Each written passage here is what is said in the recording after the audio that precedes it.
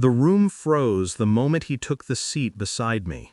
I felt it before I even looked up, the subtle stiffness in everyone's shoulders, the uneasy shuffle of forks against ceramic, the silence that doesn't happen by accident.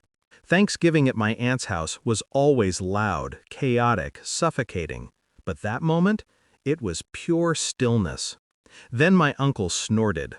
"So," he said, lifting his glass, "you still unemployed?" A few chuckles, forced, cruel. My cousin, perfect hair, perfect teeth, perfect venom, didn't miss the chance. "Oh, come on, he peaked in high school. Let him enjoy the nostalgia." That one stung the way old wounds do, sharp but familiar. I didn't answer. I never do. Silence is misinterpreted as weakness by people who've never seen its real power. But her fiancé, he broke the pattern. While everyone returned to their conversations, he slid his phone under the table, angled slightly toward me. "Mind if I ask?" he whispered. I shrugged, eyes on my plate. He typed my name, and then I watched his face drain of color, the same way hers had months earlier when she realized what I knew. I met her long before success meant escape, back when I still thought family meant something. She was the cousin everyone adored, bright, charming, always first to hug, last to leave. I defended her when she didn't deserve it, trusted her because I wanted to believe we came from the same fractured roots but grew differently. But trust is a fragile thing. It cracks quietly. The first sign was small, a forwarded email from a friend, a screenshot timestamped at 2 a.m., my name, my company, a dollar figure that wasn't public, her name beside it, a price she'd apparently named. At first, I told myself it wasn't her, that someone hacked her, that blood couldn't be that cold. Then came the second crack, a meeting I wasn't supposed to know about. Her sitting across from someone she shouldn't have known, whispering numbers she shouldn't have had, selling information she didn't understand. I didn't confront her, I just watched her gamble with pieces of my life she didn't earn, watched her take bribes to leak updates, watched her smile at family dinners like she wasn't gutting me behind closed doors. When the third crack appeared, a bank transfer with her signature, it wasn't heartbreak I felt, it was clarity. Some people betray for survival, she betrayed for sport. I didn't yell, didn't accuse, didn't even warn her. I planned. First, I traced every leak back to her, every whisper she'd sold, every message she'd forwarded. Evidence layered neatly, chronologically, undeniable. Then I forwarded everything to the person she'd foolishly trusted, the one who paid her.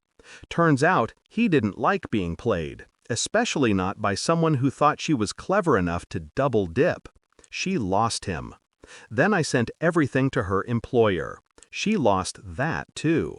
Then, slowly, quietly, I froze her access to anything connected to my company, past or present. She didn't know yet, but she would. Revenge doesn't need fire. Sometimes it only needs the truth, timed perfectly. Which brings me back to Thanksgiving. Her fiancé sat frozen beside me, phone trembling in his hand, scrolling through articles, interviews, board listings. I didn't need to read them. I lived them. My cousin was still laughing across the table, voice sweet and sharp.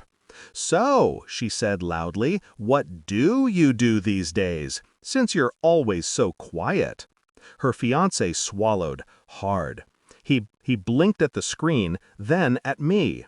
"You founded," she cut him off, "please. He can barely—" "Emily," he said, louder this time. His voice cracked on the second syllable. "You didn't tell me your cousin is—" And there it was, recognition. Then fear. She snatched the phone from his hand, scrolled, stopped, stared.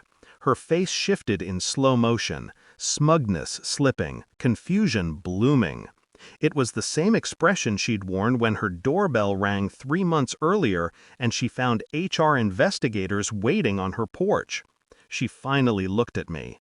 "You knew," she whispered.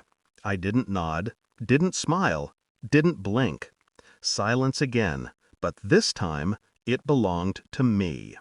Her fiancé leaned back, realization sinking in. "Did you do this to her?" I took a sip of water. "No," I said quietly. "She did it to herself. I just stopped covering for her." My aunt looked confused. My uncle swore under his breath. But Emily? She understood. She stood abruptly, chair scraping the floor, muttering excuses as she fled the table. Her fiancé followed, phone in hand, truth unraveling with every step. The door slammed. Thanksgiving resumed, nervous and awkward without her laughter filling the space. I sat still, calm. I didn't feel guilty. I felt finished. Revenge isn't satisfying because of the fall. It's satisfying because of the silence that follows, when the person who underestimated you finally hears nothing but the truth echoing back at them.